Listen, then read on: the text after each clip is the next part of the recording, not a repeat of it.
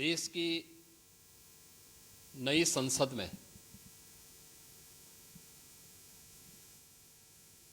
माननीय वित्त मंत्री जी ने देश का आम बजट प्रस्तुत किया है। यह बजट सर्वस्पर्शी, सर्वसमावेशी, विकासोन्मुख 140 करोड़ भारतवासियों की आशा, आकांक्षा और अमृत काल के संकल्पों को पूरा करने वाला सिद्ध होगा। आम बजट 2024-25 आत्मनिर्भर एवं विकसित भारत के निर्माण का एक आर्थिक दस्तावेज है। इस आम बजट में अंत्योदय की पावन भावना, विकास की असीम संभावना और नवोन्मेष की नवदृष्टि है। इस आम बजट में अन्नदाता किसानों की समृद्धि के लिए 1,52,000 करोड़ रुपए, कृषि और सहायक सेक्टर के लिए, महिला सशक्तिकरण के लिए 3 लाख करोड़ रुपए से अधिक का प्रावधान किया गया है।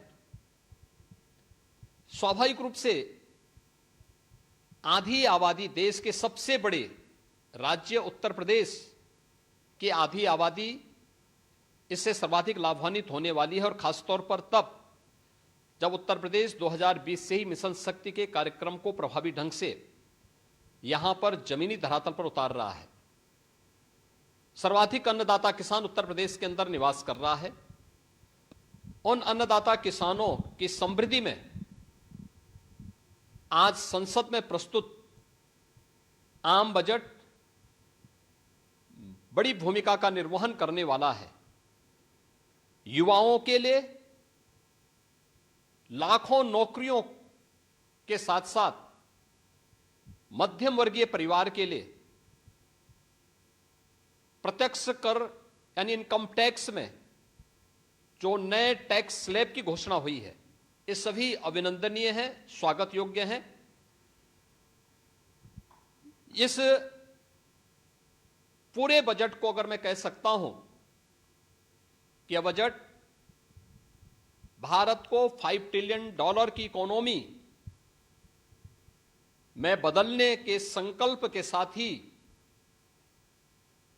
दुनिया के ग्रोथ इंजन के रूप में भारत की भूमिका को और विकसित भारत की संकल्पना को साकार करने का एक आर्थिक दस्तावेज के रूप में यह देश की संसद में प्रस्तुत किया गया है।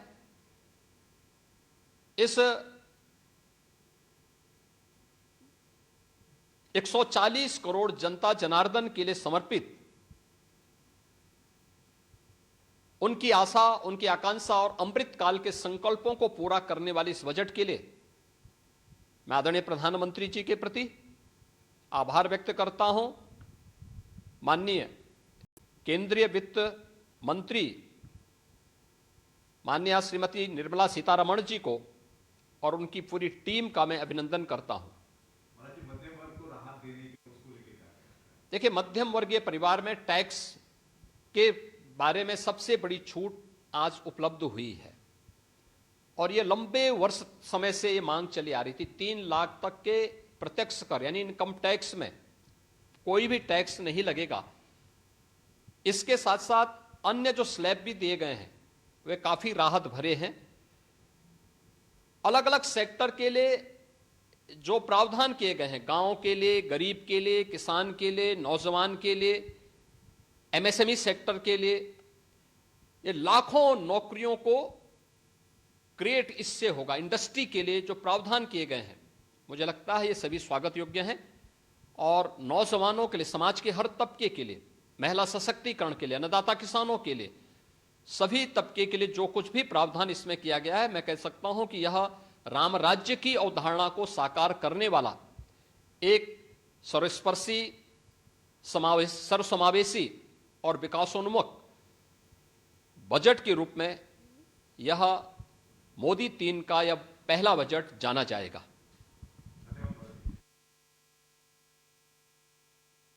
नमस्कार, आप देख रहे हैं कि न्यूज इंडिया। मैं हूं आपके साथ गरिमा वाजपेयी। तो देश का बजट पटारा खुल चुका है और सब कुछ निकलकर सामने आ चुका है, जिसमें हर वर्ग को लेकर आज क्या कुछ निकलकर सामने आया और कितना खुश आम जनता नजर आ रही है, इस पर विस्तार से बातचीत करेंगे। खास मेहमानों का पैनल हमारे साथ में लगातार बना हुआ है। सबसे पहले इनसे आपको रूबरू कराते हैं। हमारे साथ में शिवम उमर जी हैं, बजट एक्सपर्ट है। इसके साथ ही संदीप मिश्रा हमारे संवाददाता है, लखनऊ से जुड़ चुके हैं। हमारे साथ में चौधरी कंवरपाल सिंह जी हैं, किसान नेता है। और इसके साथ ही हमारे साथ में कुंवर जपेंद्र सिंह जी हैं, बीजेपी के नेता हैं। और शैलज सिंह जी हमारे साथ में हैं, कांग्रेस नेता हैं। राजेश वर्मा हमारे साथ में हैं, ब्यूरो चीफ उत्तराखंड से जुड़ चुके हैं। सबसे पहले रुक कर लेते हैं राजेश जी का एक बार, लेकिन उससे पहले बजट की बड़ी बातें जो है वो भी देखिए टीवी स्क्रीन पर लगातार हम दिखा रहे हैं।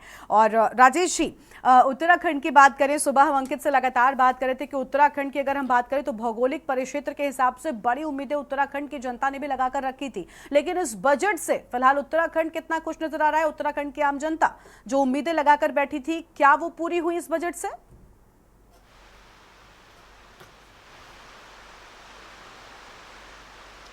बिल्कुल गरिमा, देखिए बजट जो है वो मोदी सरकार का 3.0 वो सुना दिया गया है। इसके साथ साथ अगर अपेक्षाओं की बात करें तो उत्तराखंड की जनता को बहुत ज़्यादा अपेक्षा थी कि जो सरकार है, केंद्र सरकार से एक बड़ा तोहफा जो है वो यहाँ की जनता को मिलेगा। लेकिन कुल मिलाकर के कई लोगों में इसमें खासी नाराज़गी भी देखने को मिली है और कई लोग इसको लेकर के खुश भी हैं।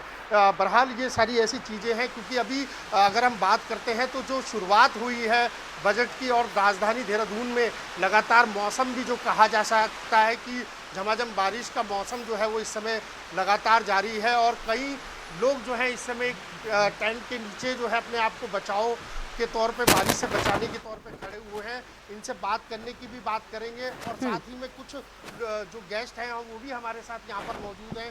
बुद्धिजीवी वर्ग से आते हैं कुलदीप राणा जी, वरिष्ठ पत्रकार हैं। इनसे ही जान लेते हैं कि उत्तराखंड की जनता को इस बजट में आपको क्या लगता है कि कितना ये बजट जो है वो पावरफुल रहा है मोदी सरकार? देखिए, केंद्र सरकार का ये बजट दो तरीके से देखा जा सकता है। पहला तो ये है कि केंद्र सरकार ने, मोदी सरकार ने चुनाव में जाने से पहले एक घोषणा की थी कि वे भारत की अर्थव्यवस्था को दुनिया की तीसरी अर्थव्यवस्था में शामिल करने का प्रयास करेंगे और 5 ट्रिलियन की भारत की अर्थव्यवस्था होगी। तो उस दिशा में जो चुनाव के परिणाम आए उसने मोदी सरकार को कहीं ना कहीं थोड़ा सा कमज़ोर किया और उसका असर इस बजट में भी देखने को मिला है। जिस तरीके से चीज़ें निकल कर के आई हैं, हालांकि इस बजट में उत्तराखंड के तो हालात ख़राब हैं, उत्तराखंड को बहुत ज़्यादा इसमें लाभ हुआ नहीं है, लेकिन स्थिति अगर देखी जाए पूरी तरीके से तो एक बजट में जो बड़ा हिस्सा है वो दक्षिण पूर्वी राज्यों को, जिनमें बिहार और आंध्र प्रदेश को इसमें बड़ा लाभ मिला है, बड़ी योजनाएं उन राज्यों की तरफ गई हैं और पहाड़ी प्रदेशों के राज्यों को इसमें कम मिला है। हालांकि नॉर्थ ईस्ट को लेकर के भी भारत सरकार ने एक बड़ी घोषणाएं की हैं और नॉर्थ की तरफ भारत सरकार इस समय देखने जा रही है, नॉर्थ ईस्ट की तरफ भारत सरकार इस समय देखने जा रही है चीज़ों को लेकर के। टैक्स को लेकर के एक बड़ी जिज्ञासा रहती है आम आदमी की कि भाई टैक्स स्लैब में क्या व्यवस्थाएं होने जा रही हैं। तो पहले जो व्यवस्था थी कि 5 से 7 लाख को लेकर के जो टैक्स स्लैब था, इस समय चीज़ें एक थोड़ा सा बदली हैं और ये आम आदमी को थोड़ा सा परेशान करती हुई नजर आती हैं कि जिसमें 3 लाख तक तो टैक्स नहीं है, लेकिन 3 लाख से और 7 लाख के बीच में टैक्स स्लैब बना दिया गया है और 7 लाख से 14 लाख के बीच में अलग से टैक्स स्लैब बनाया गया है।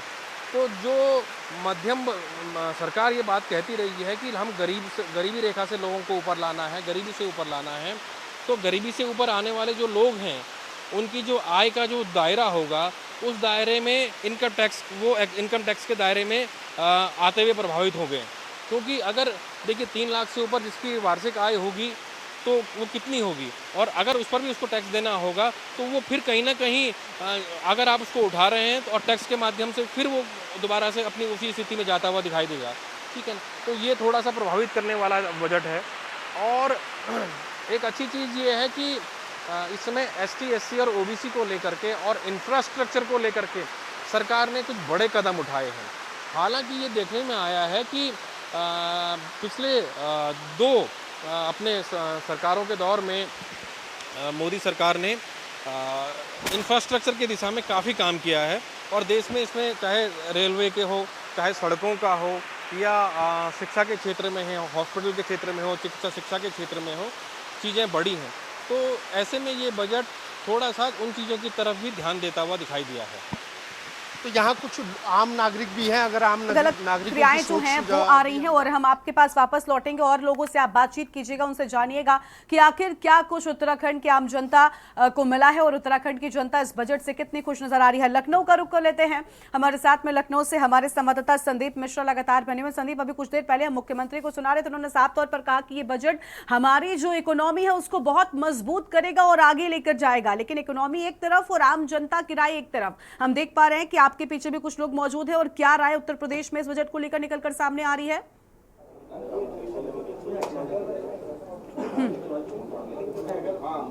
बिल्कुल गरिमा, देखिए हम यहीं पे हैं और काफ़ी समय से हैं क्योंकि व्यापारियों के बीच में हैं और ये जानने का प्रयास कर रहे हैं, टटोलने का कि किस तरीके से इस बार का बजट देखा गया। अभी उत्तर प्रदेश के मुख्यमंत्री योगी आदित्यनाथ अपने संबोधन में कह रहे थे कि ये जो बजट पास हुआ है, इस बजट में इकोनॉमी हमारी बड़ी अच्छी मजबूत होती नजर आएगी। व्यापारी गण कैसे देखता है इस बात को? उम्मीदें तो हैं, थोड़ा इस बार थोड़ा व्यापारियों का ख्याल रखा गया है। हालांकि योगी आदित्यनाथ जी कह रहे हैं यूपी के लिए खासतौर से केंद्र सरकार को कुछ करना चाहिए था। दूसरी स्टेट को जैसे आंध्र प्रदेश है, बिहार है, इनको काफ़ी कुछ दिया गया है, यूपी को भी कुछ देना चाहिए था। लेकिन कुल मिला के अगर सारी चीज़ें देखें, जैसे आपका मुद्रा लोन था वो बढ़ा के 10 लाख से 20 लाख रुपए तक कर दिया बिना किसी सिक्योरिटी के, इनकम टैक्स स्लैब में राहत दी है। तो कुल मिला के इस बार व्यापारियों के लिए और आम जनता के लिए पिछली बार के बजट से ज़्यादा इस बार अच्छा बजट है, पहले से अच्छा बजट है। दूसरी महत्वपूर्ण बातें हैं, जो छोटे उद्योग हैं उनको कैसे आगे बढ़ाया जाएगा, उसको इस बजट में उसके लिए कुछ खास है? भाई छोटे उद्योग के लिए जैसे इन्होंने जो मुद्रा लोन की जो राहत दी है, जो 20 लाख रुपए तक किया है, तो कहीं ना कहीं जो छोटा व्यापारी है उनको आसानी से लोन मिलेगा, तो अपने व्यापार को बढ़ा पाएंगे। जब व्यापार को बढ़ाएंगे, व्यापार बढ़ेगा तो एम्प्लॉय भी रखेंगे, एम्प्लॉय बढ़ाएंगे, उनका घर चलेगा, उनके रोजगार चलेंगे। तो कुल मिला के कहीं ना कहीं चीज़ें एक दूसरे से कनेक्टेड हैं। दूसरा ये है कि जैसे आपका गोल्ड काफ़ी महंगा हो गया था यहाँ पर, उसकी स्लैब में कुछ कमी की है, इम्पोर्ट ड्यूटी उसकी घटाई है, 6% कर दी है, तो महिलाओं को थोड़ी सी आसानी हो जाएगी। महिलाओं को गोल्ड बड़ा पसंद है, परचेजिंग थोड़ी स्लो हो गई थी, हमें लगता है उधर कम होगा तो उससे भी कुछ राहत मिलेगी।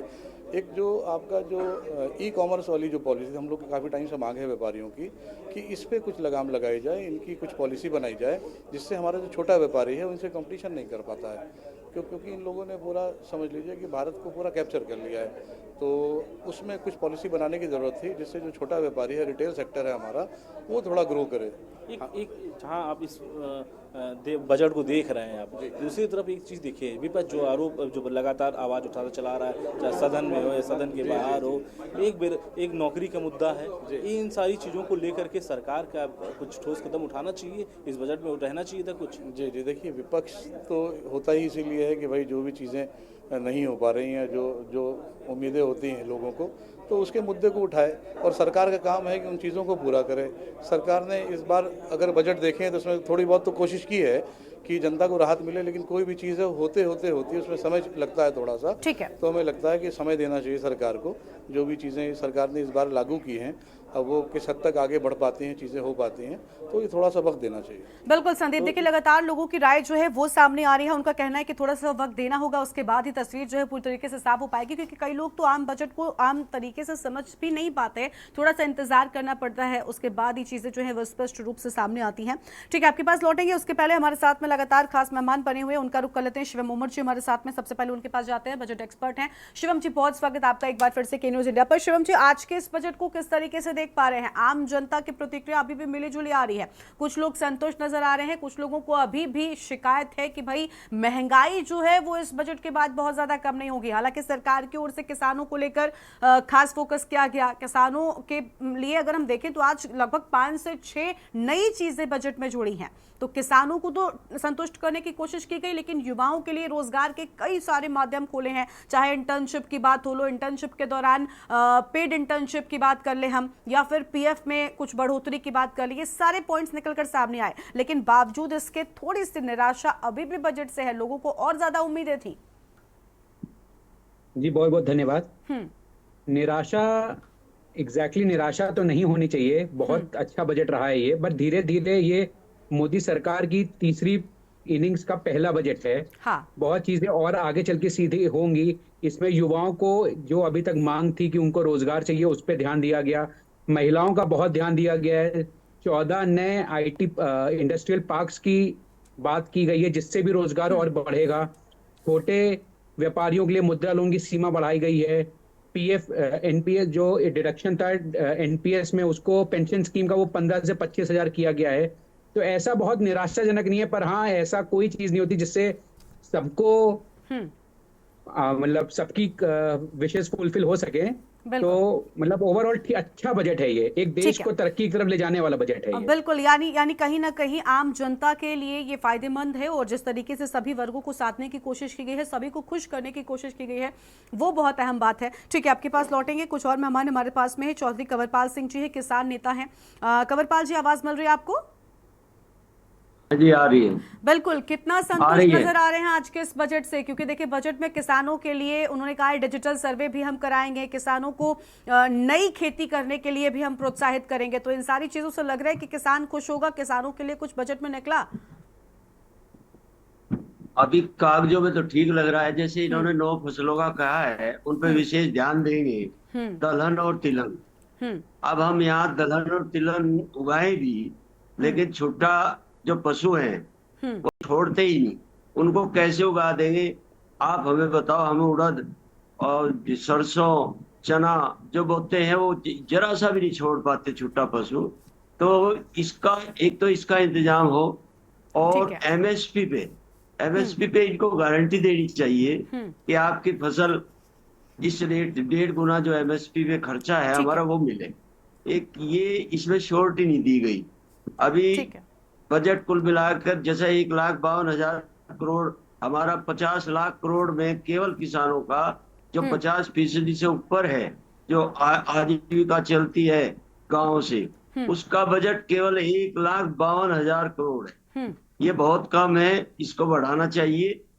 और हमें एमएसपी पे, और ये जिन्होंने जो सुधार किया है, अभी ये कह रहे सब्जी पे हम जो है ट्रांसपोर्टेशन का वो करेंगे, अच्छी बात है, करें, ये करना भी चाहिए। यानी सुधार से, बदलाव से आप थोड़े संतुष्ट नजर आ रहे हैं कहीं ना कहीं। देखिए, उम्मीदों का पिटारा, उम्मीदें कभी कम नहीं होती हैं, लेकिन जितनी उम्मीदें लगाई थी कहीं ना कहीं उस पर पानी नहीं फिरा, और वो काफी हद तक पूरी होती हुई आज के इस बजट में नजर आई है। ठीक है कंवरपाल जी, आपके पास लौटेंगे। उससे पहले और मेहमान भी हमारे साथ में हैं। अंकुर ठाकुर हमारे साथ में, आर्थिक विश्लेषक, और हमारे साथ में शैलज सिंह जी हैं। शैलज को सुन ले, उसके बाद अंकुर आपके पास पे आएंगे। शैलज, कांग्रेस पार्टी की ओर से आप हैं, कांग्रेस नेता हैं, क्या लग रहा है? कांग्रेस क्या संतुष्ट नजर आ रही है, या फिर सुबह जिस तरीके से कांग्रेस के हम नेताओं की बात कर लें, या कांग्रेस के सहयोगी जो दल हैं साथ में, जो जिनके साथ में जो ये इंडिया गठबंधन के दल हैं, इन्होंने तो बजट से कहा था हमें कोई उम्मीद नहीं है, लेकिन फिलहाल आम जनता हो, किसान हो, युवा हो, संतुष्ट नजर आ रहे हैं। कांग्रेस की क्या प्रतिक्रिया है?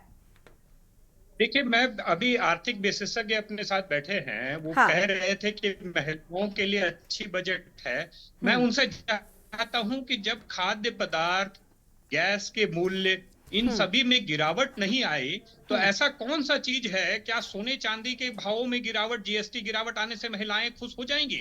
महिलाओं का हृदय किचन से जुड़ा होता है, घर से जुड़ा होता है, और जब तक उन घरेलू सामान में, ग्रोसरी आइटम में पैसे कम नहीं होंगे, जीएसटी कम नहीं होगी, महंगाई कम नहीं होगी, तब तक महिलाएं खुश नहीं होंगी। तो ये मैं उनसे जानना चाहता हूं कि ऐसी कौन सी बात है बजट में जिससे महिलाएं खुश हो जाएंगी? तो महिलाओं के लिए कैसे अच्छी बजट है? रही दूसरी बात, बेरोजगारों के लिए ये सरकार ने रोजगार देंगे, और वो पूरी तरह से फिसड्डी साबित हुई। आज ठीक है, रोजगार की बात कर रही है, परमानेंट रोजगार की बात नहीं कर रही है। सर, इतने सारे सरकार, और फिर से रोजगार के लिए तो कितने सारे अवसर निकाले जा रहे हैं।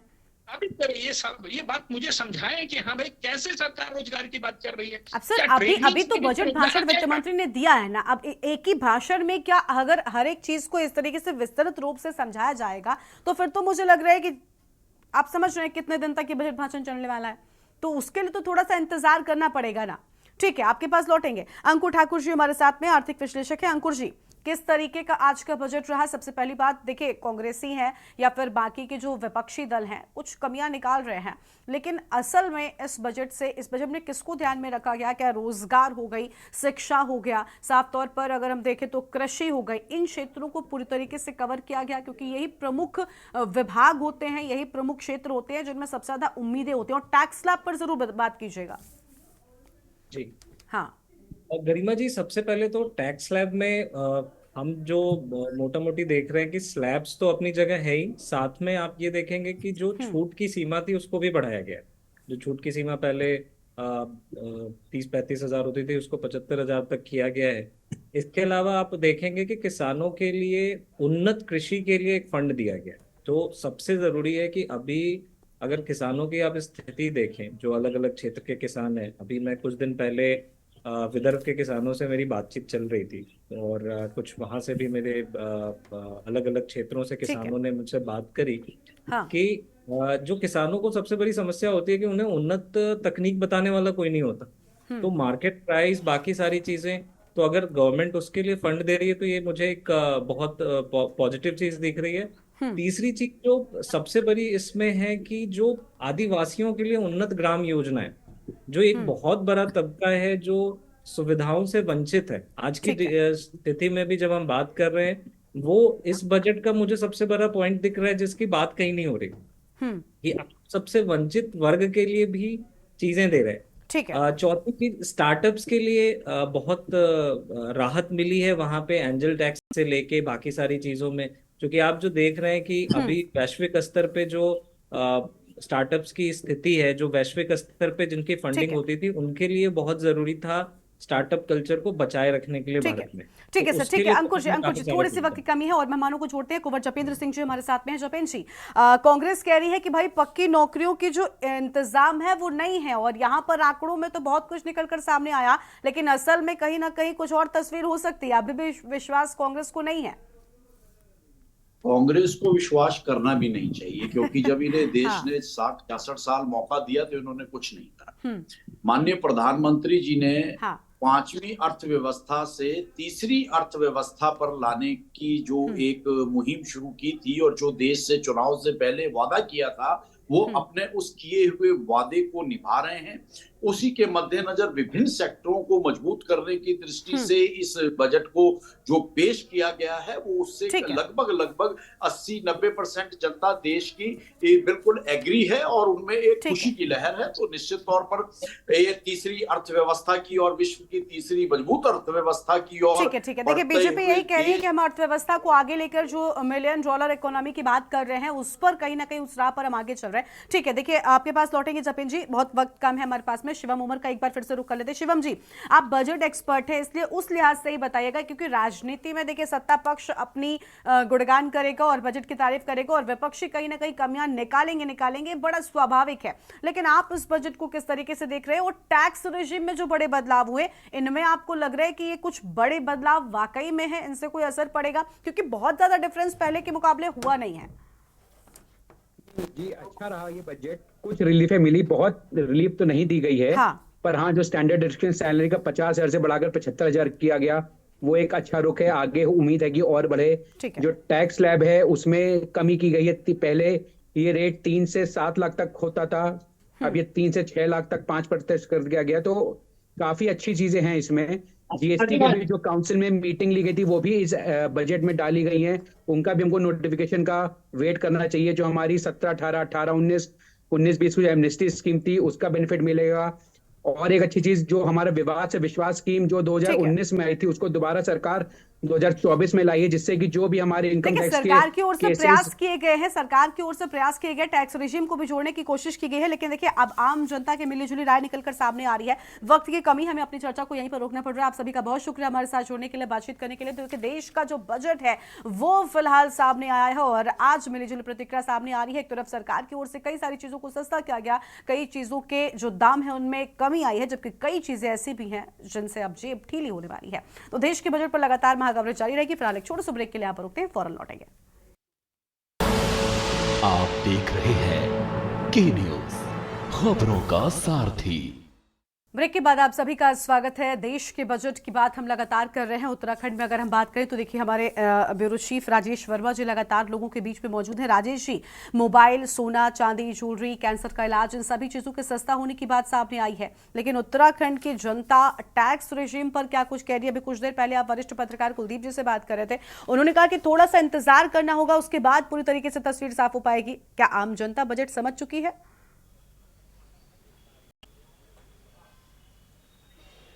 बिल्कुल गरिमा, देखिए बजट तो भले ही पेश हो चुका है, लेकिन अब एनालाइज जो है ये आम जनता इसको समझने की कोशिश कर रही है और आम जनता के बीच में इस समय हम मौजूद हैं और इनकी भी राय जानना चाहेंगे। हर तरीके के, हर वर्ग के लोग हम लोगों के साथ खड़े हुए हैं। हमारे साथ कारोबारी के तौर पे अगर हम बात करते हैं तो हमारे साथ कारोबारी हैं, तो इनसे भी जान लेते हैं कि आखिर इनको बजट में अभी तक क्या आपको समझ में आया है कि बजट जो है उत्तराखंड के जो व्यापारी वर्ग है उनके लिए कितना कारगर साबित होगा, ये जो मोदी की गारंटी है। नमस्कार, मेरा नाम शशांक बडोनी है। मैं कारोबारी हूँ, हमारा मिठाई का प्रतिष्ठान है और हमारा जो सीधा जो हमें जो बात हमें महसूस होती है वो है कि हमारे जो खाद्य पदार्थ हैं जिनसे जो है मिठाई बनती है उस पर जो है जितना न्यूनतम अपना टैक्स होगा तो वो डायरेक्ट जो है वो सीधा प्रभाव जो है वो उपभोक्ता को उसका मिलेगा। परचेजिंग पावर जो है तभी बढ़ेगी और सीधा साधा जो है वो राजस्व में जो है वो फ़ायदा जाएगा उसका। तो जो बेसिकली जो टैक्स जो हमें जो वो पड़ रहा है इसमें जो खाद्य पदार्थों में, जैसे पनीर इत्यादि, पनीर हो गया और जो है मावा हो गया, खोया हो गया, तो इनमें जो है वो हम आस लगाए बैठे हैं कि थोड़ा सा अगर हमें राहत मिले। तो इनकम टैक्स को भी लेकर के जो है इसमें बात की गई है। कितना लगता है कि कितना कारगर होगा? जो एक क्राइटेरिया जो है सरकार ने दिया है कि 3 लाख तक की जो जिसकी आमदनी होगी उसके ऊपर कोई टैक्स नहीं है, उससे ज़्यादा वालों के ऊपर जो टैक्स लगा रहे हैं 3 से 7 लाख में जो है 5% है। तो कितना लगता है कि जो आप तो व्यापारी वर्ग से हैं, तो व्यापारी वर्ग के लिए क्योंकि आपका ट्रांजैक्शन और सब चीज़ें ऊपर नीचे होती रहती हैं, तो कितना बेनिफिट लगता है कि आपको किस तरीके से टैक्स देना है, बेनिफिट होगा या नहीं होगा? जी बिल्कुल, हम इसी आस में हैं कि अपना जो बेस्ट थोड़ा सा इनको स्लैब थोड़ा सा और इसको बढ़ाना चाहिए। ये स्लैब जो है थोड़े व्यापारीगण से मेरी कल परसों भी बात हो रही थी, तो आस लगाए बैठे हैं सबके कि जो है थोड़ा सा इस बार हमें ज़्यादा थोड़ा सा छूट मिलेगी। बिल्कुल, देखिए गरिमा, छूट की भी बात हो रही है, कुछ युवा भी हैं, युवा से भी जानने की अपेक्षा रखते हैं। बिल्कुल, साफ तौर पर टैक्स स्लैब पे छूट जो है वो लोगों ने ज्यादा उम्मीद की थी, लेकिन फिलहाल टैक्स पेयर्स को उतनी ज्यादा राहत मिलने की बात राजेश जी निकलकर सामने नहीं आई और यही वजह है कि लोग जो है वो अलग अलग तरह की बातें कर रहे हैं।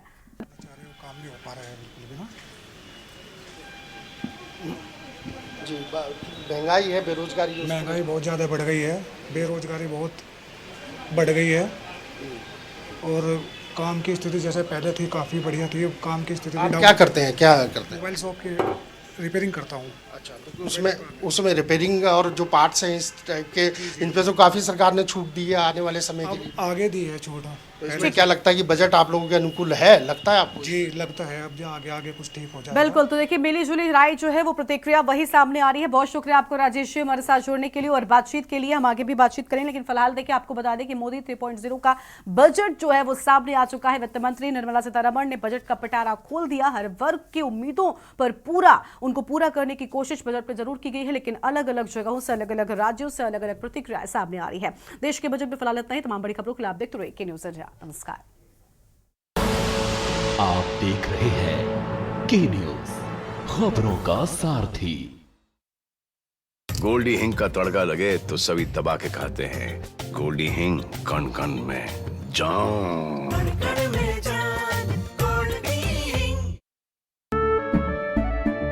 केसरिया से मन जोगी हुआ रे, दिल झूमे देखो पतवारा हुआ रे। केसरिया से मन जोगी हुआ। हर पल बनाओ केसरी त्योहार। विमल, बोलो जुबान केसरी।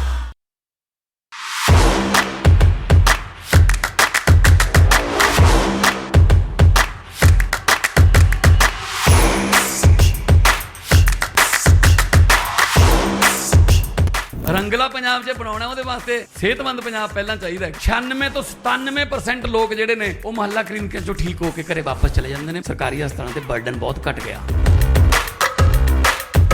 ਮੁਹੱਲਾ ਕਲੀਨਿਕ ਜਿਹੜਾ ਬਣਿਆ ਹੋਇਆ ਉਹਦੀ ਬਿਲਡਿੰਗ ਬਹੁਤ ਅੱਛੀ ਬਣੀ ਹੋਈ ਹੈ। ਉੱਥੇ ਸਭ ਤਰ੍ਹਾਂ ਦੀਆਂ ਫੈਸਿਲਿਟੀਆਂ ਦਿੱਤੀਆਂ ਹੋਈਆਂ ਸਰਕਾਰ ਵੱਲੋਂ। 2 ਹਫ਼ਤੇ ਤੋਂ ਖੰਘ ਨੇ ਬਹੁਤ ਪਰੇਸ਼ਾਨ ਕਰਿਆ ਤੇ ਜੀ ਮੈਂ ਪਹਿਲਾਂ ਬਾਹਰ ਪ੍ਰਾਈਵੇਟ ਦਵਾਈ ਲੈਂਦਾ ਰਿਹਾ, ਫਿਰ ਇੱਥੇ ਆ ਕੇ ਲੱਤੀ ਜੀ, ਟੈਸਟ ਫ੍ਰੀ ਹੋਇਆ, ਇੱਥੋਂ ਮੈਂ ਠੀਕ ਹੋ ਗਿਆ, ਹੁਣ ਮੈਂ ਠੀਕ ਹਾਂ ਬਿਲਕੁਲ। ਸ਼ਾਨਦਾਰ ਮੁਹੱਲਾ ਕਲੀਨਿਕ ਹੈ, ਸਫਾਈ ਹੈ ਔਰ ਡਾਕਟਰ ਉਹਨਾਂ ਦੀ ਜਿਹੜੀ ਦਵਾਈ ਲਿਖਣੀ ਹੈ ਉਹ ਕੰਪਿਊਟਰ 'ਚ ਐਡ ਕਰ ਦਿੰਦੇ ਨੇ, ਜਿੱਥੇ ਦਵਾਈ ਲੈਣੀ ਹੈ ਉੱਥੇ ਤੱਕ ਕੰਪਿਊਟਰ ਪਹੁੰਚ ਜਾਂਦੀ ਹੈ, ਟੋਟਲ ਪੇਪਰਲੈਸ ਹੈ। ਮਾਨ ਸਾਹਿਬ ਨੇ ਬਹੁਤ ਵਧੀਆ ਉਪਰਾਲਾ ਕੀਤਾ, ਵਧੀਆ ਕੰਮ ਕਰਿਆ ਸਰਕਾਰ ਨੇ, ਗਰੀਬਾਂ ਦਾ ਭਲਾ ਕਰਤਾ। ਪੰਜਾਬੀ 'ਚ ਕਿਹਾ ਜਾਂਦਾ ਹੈ ਬਾਕੀ ਦੇ ਕੰਮ ਬਾਅਦ 'ਚ, ਪਹਿਲਾਂ ਸਿਹਤ ਜ਼ਰੂਰੀ ਹੈ। ਸੋ ਅਸੀਂ ਜਦੋਂ ਸਹੁੰ ਚੁੱਕੀ ਤਾਂ ਪਹਿਲੇ ਹੀ ਸਾਡਾ ਵਿਜ਼ਨ ਇਹ ਸੀਗਾ ਕਿ ਪੰਜਾਬ ਦੇ ਵਿੱਚ ਹੈਲਥ ਟੌਪ ਕਲਾਸ ਦਾ ਇਲਾਜ ਹੋਵੇ। ਸੋ ਇੱਕ ਮੈਡੀਕਲ ਹੱਬ ਦੇ ਰੂਪ ਦੇ ਵਿੱਚ ਅਸੀਂ ਸੋਚਿਆ ਹੈ ਔਰ ਮੈਂ ਕੋਈ ਆਸਾਨ ਨਹੀਂ ਕਰ ਰਿਹਾ ਤੁਹਾਡੇ ਤੇ, ਮੇਰਾ ਫਰਜ਼ ਹੈ ਜੀ ਇਹ।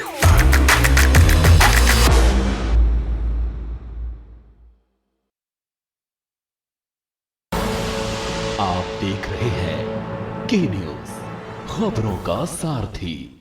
हर साल हम लोग परेशान रहते थे, उस समस्या का भी समाधान इस बजट में दिया गया है। मैं मानता हूं बिहार फर्स्ट, बिहारी फर्स्ट जो हम लोग की सोच रही है उसको धरातल पर उतारने वाला ये बजट है। बट जहां बिहार का ध्यान इसमें रखा गया है तो वहीं मैं मानता हूं कि पूरी तरीके से इंक्लूसिव समावेशी विकास की ओर, एक विकसित भारत के निर्माण की ओर ये बढ़ने वाला ये बजट है, जहां पर युवाओं से जुड़ी बेरोजगारी की समस्या का इसमें जिक्र किया गया है। एमएसएमई सेक्टर के को मजबूती देने की इसमें बात की गई है। एमएसएमई सेक्टर कहीं ना कहीं हमारे देश की अर्थव्यवस्था की रीढ़ की हड्डी है, उसको मजबूती देने का इसमें जिक्र किया गया है। अपने मंत्रालय की मैं बात करूँ, रेडिएशन यूनिट्स पर हम लोग लंबे समय से हम लोग काम कर रहे थे। पेरिशेबल आइटम्स को कैसे वेस्टेज से हम लोग बचा सके, कैसे हमारे किसान भाइयों को कि हम लोग इसमें मदद कर सकें, उसका भी इसमें प्रावधान किया गया है। वहीं लैब टेस्टिंग यूनिट्स के माध्यम से भी आने वाले दिनों में खाद्य पदार्थों की गुणवत्ता को हम लोग बरकरार रख सके, इसका भी इसमें जिक्र किया गया है। तो मैं मानता हूं कि ये आत्मनिर्भर भारत को मजबूती देता हुआ विकसित भारत की ओर बढ़ने वाला बजट है।